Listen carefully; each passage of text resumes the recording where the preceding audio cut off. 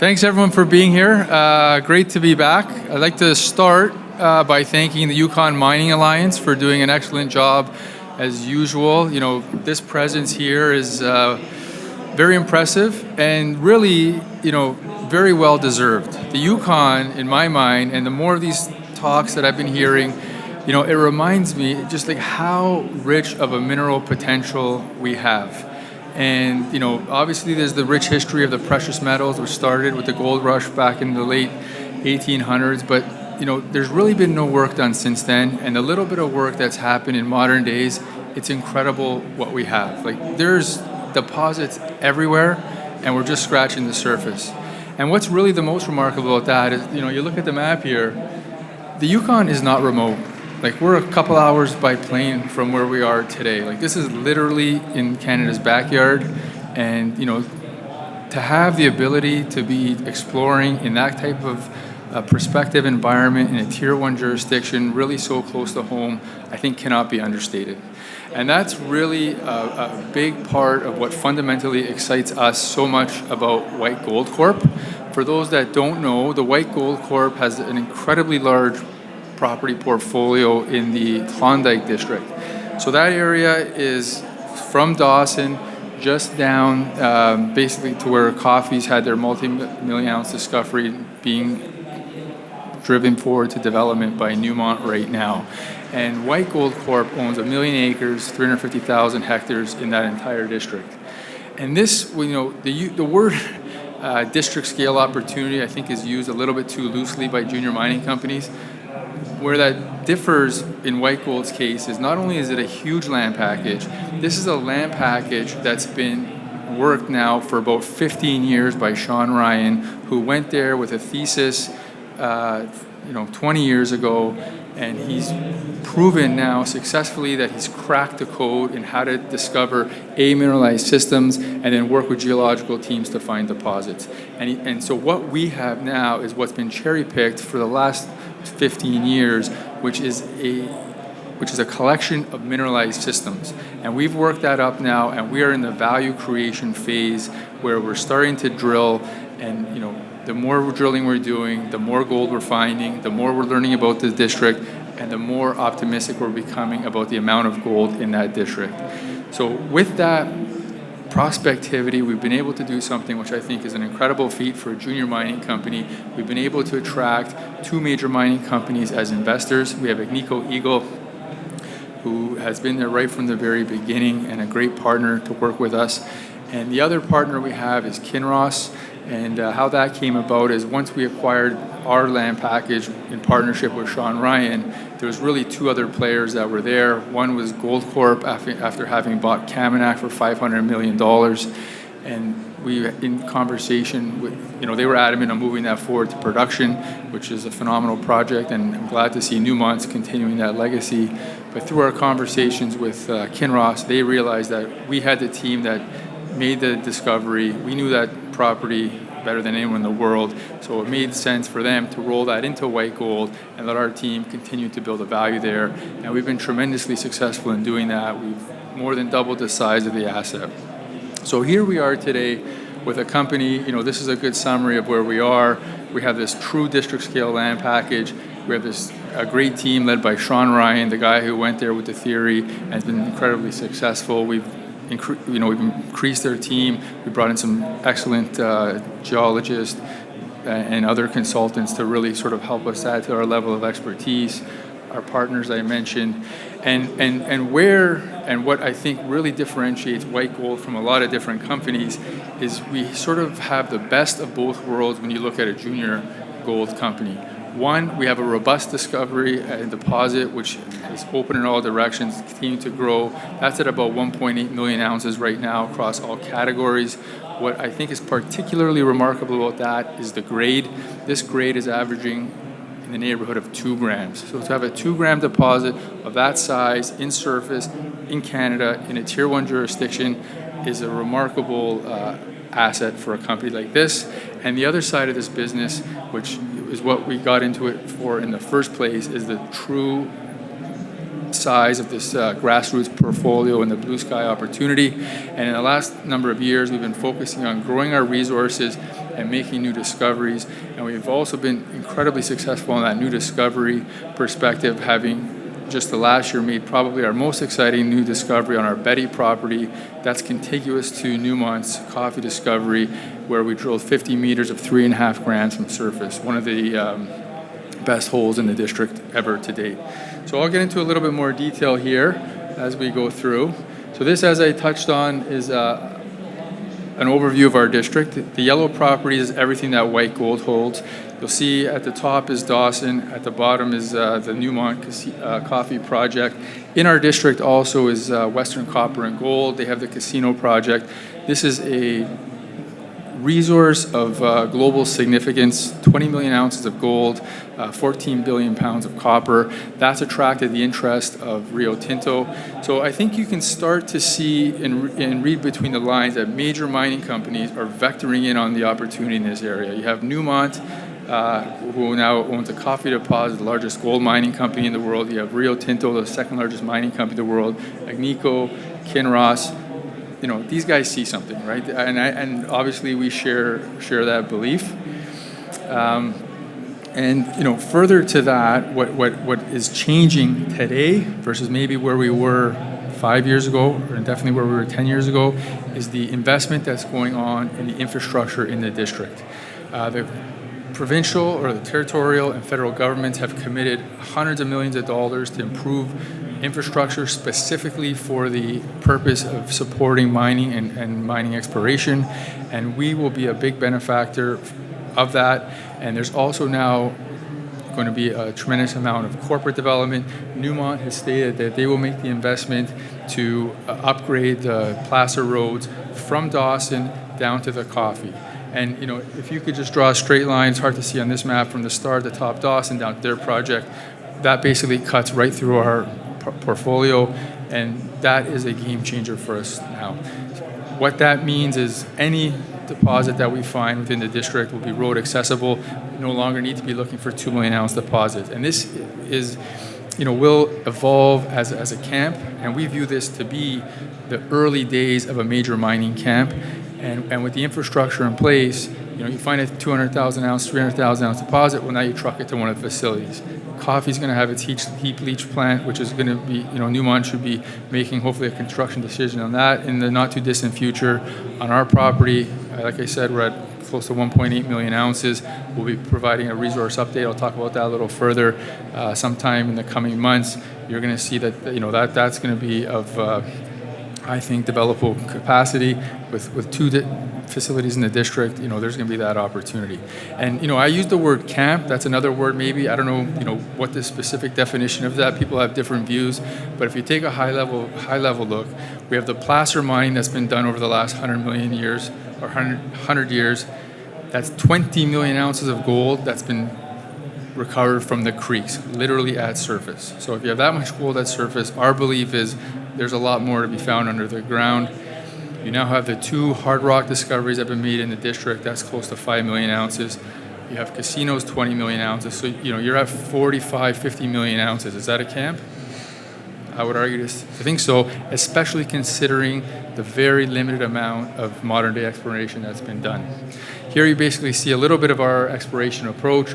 We have our pipeline where we really work up our properties to get them to be ready to drill stage. Then the drilling, once we make a discovery, then we look to, you know, increase our investment into the different properties. And what's nice about our property today is this first sort of early stage bucket has been really worked up, and now we're very much in the diamond drill stage. This is where you can really get the torque from a junior investment mining company. And you know, if we can continue to make the type of success like we've had to date, I think it's going to be very, very exciting for the next few years. And our goal as a corporate strategy is once the projects get big enough to be able to roll out, then we can look to divest them or work with one of our partners or whatnot to move it on. Our expertise is exploration. That's where we want to focus, and that's where we think we can create the most value for our companies and our shareholders. This is our flagship deposit, like I mentioned. It's called the Golden Saddle deposit. It was originally found by Sean Ryan and his team in 2010. This is what Kinross acquired, rolled into white gold. In the last 4 years, we've done relatively very small amount of work, and we've very successfully been able and inexpensively been able to increase the size of the deposit. That's how we took it in the first place. We felt there was low-hanging fruit, and now we're at, as you can see, if you look at these three zones together, a little over 1.8 million ounces, probably about 2 grams on average.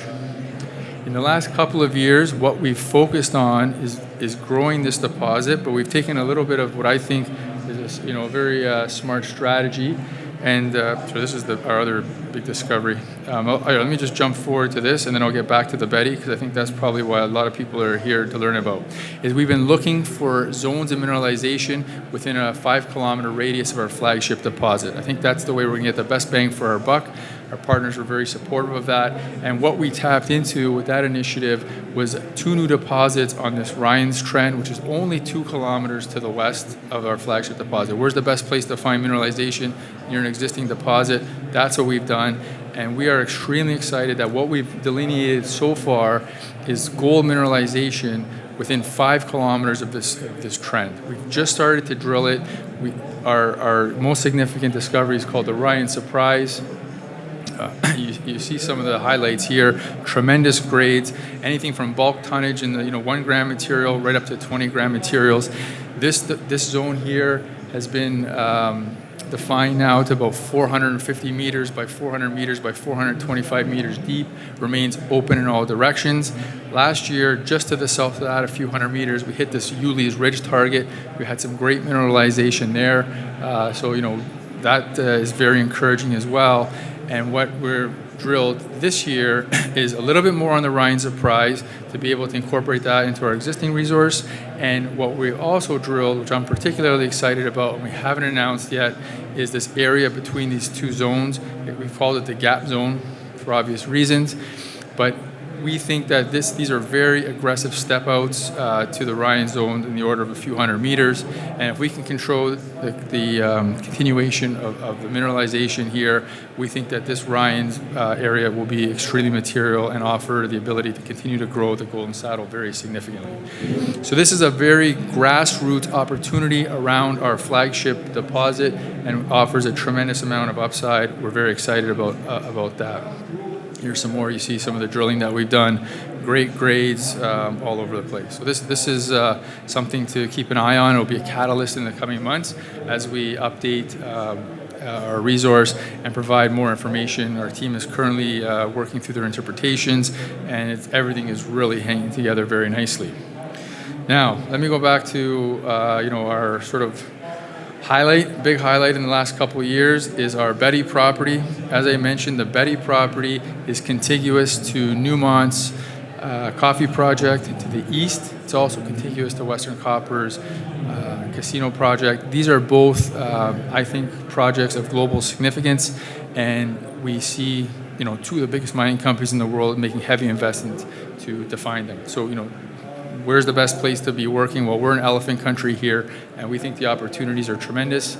If you look a little bit more technically, what you see here is the Coffee Creek Fault. This hosts the coffee deposit now. Our property, the Betty, sits right along that fault structure. There's primary, secondary order faults here. We've just started drilling it with the diamond drill 2 years ago, and we've been blown away. The results exceeded our expectations. We had a major discovery that I mentioned of 3.5 grams over 50 meters. We followed that up this year. Again, some more exceptional results, 9 grams over 18 meters. This is all very shallow. The zone, we've now extended it over 150 meters. It remains open to the east and the west. In this Betty property, there's also a number of other targets. One very significant target is called the Mascot. That's about 6 kilometers to the east of the Betty 4 target where we had the big discovery last year. We've done some preliminary diamond drilling on that this year. Again, very happy with what we've seen. We've seen tons of mineralization. There's just a lot going on. Like I mentioned, the Yukon, we're scratching the surface. There's gold everywhere, and certainly that's been our experience working on this property and some of our other properties. So what you see here, this is a zoom in on the Betty 4. The mineralization's been held in a breccia unit. We've just been stepping that out slowly to the east and the west, and we will continue to do that in the upcoming season. We're fully funded for 2023. We're in the process of planning what we're going to do, so you can look forward to some more details in that regard. But you can rest assured, this is where we will be spending a very significant amount of time and money. This has caught the interest of a lot of people, understandably, and we're very excited to continue working down in this area.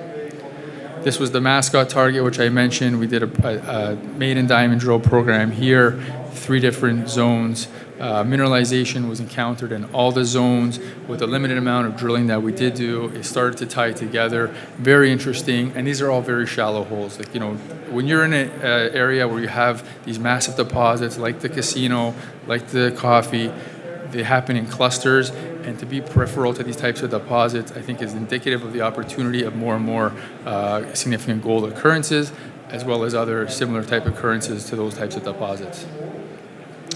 All this information is on our website. I encourage you to go there. Our booth is right here too, especially if you want to get into detail. Technically, we have a great team, and they're all here at everyone's disposal.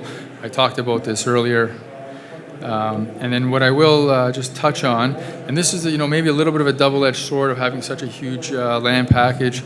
Like I said, this is a true district, and our view, our dream, is that owning this is like owning the Nevada gold fields 75 years ago, or part of the Timmins, or part of the Abitibi. We control a camp in a great mining jurisdiction in Canada, in our backyard. To us, we couldn't ask for a better set of circumstances. The drilling results have been extremely productive. We're thrilled, and we think that there's opportunity for new discoveries here for literally decades to come. We're just scratching the surface. I think we've cracked the code, and we couldn't be happier. Here's another total grassroots project which we have on deck, and we're planning to drill hopefully this year. It's on our Nolan property, which is just west of Dawson, off of the top of the World Highway, road accessible. It's on the 60-mile peak of fault, and with this soil geochemical work which Sean has used to identify these systems, we found a very large soil anomaly in the order of 2 kilometers that sits right on this fault. That is the same situation that it was when Sean discovered the coffee, the same situation we've used to discover the Betty, and this has never seen a drill. So if all goes well, like I said, we're still finalizing our planning. I'm, very excited to be able to drill a target like this. This is why we got in this business. Total blue sky opportunity. So you can stay tuned. And I think Tara made the point earlier. Some of the best places to find gold deposits are where there's been placer success. This is a very rich placer creek in this area, and in fact, that's the whole reason why we are. There's been 20 million ounces of gold across our entire district, the majority of which we control in our land package. So stay tuned for this target as well. And then finally, I'll just touch on a couple other, exciting aces we sort of have up our sleeve. This is a couple of properties where we've done some preliminary soil work, and we think they have the similar signatures to some very large copper gold porphyries in the area, like the casino. Early days, but when you're in this country, it's very close to where these are located. It's not uncommon. It's actually very common for them to happen in clusters, and we think we can be sitting on those. And these are things that we barely even talk about. These are company makers themselves. They could be their own junior company. In fact, this project itself is probably 5 or 6 different junior companies. We're holding it together. We think there's tremendous value to continuing to explore this district, have success, hopefully monetize the projects. We've been in the value creation phase. We've created a lot of value. Now we're looking to start to monetize these, reward the shareholders, use some of that capital also to continue doing this over and over again. So that's the overview of the White Gold project. Thank you everyone for listening. We have a booth over here if anyone wants to chat further, or any questions right now, I'll be happy to take them. It's TSX-V, WGO. We're about 160 million shares outstanding, traded about 42 cents.